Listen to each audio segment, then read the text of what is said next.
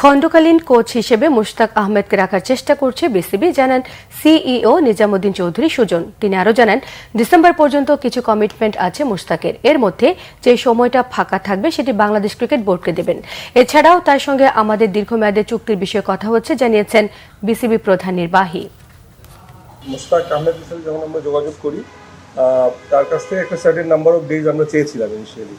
So at that point ওটা সম্ভব ছিল না ওনার পক্ষে, because of his few previous commitments.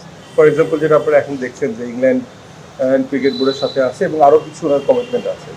So তখন আমরা যেটা করি যে আমরা অ্যাটলিস্ট T20 ওয়ার্ল্ড কাপকে কনসিডার করে ওই পর্যন্ত তার সাথে আমরা চুক্তি করি এবং তার সাথে আমাদের যোগাযোগ হচ্ছে এবং আজকেও কথা হয়েছে। ওনার ডিসেম্বর পর্যন্ত কিছু প্রি-অকুপাইড কিছু কমিটমেন্ট আছে। এই পর্যন্ত উনি এর মধ্যে যে সময়টা অ্যাভেলেবেল থাকবে সেটা বাংলাদেশ ক্রিকেট বোর্ডকে দেবে। এর বাইরে আমাদের সাথে তার সাথে লং টার্ম চুক্তির ব্যাপারে কথা হচ্ছে।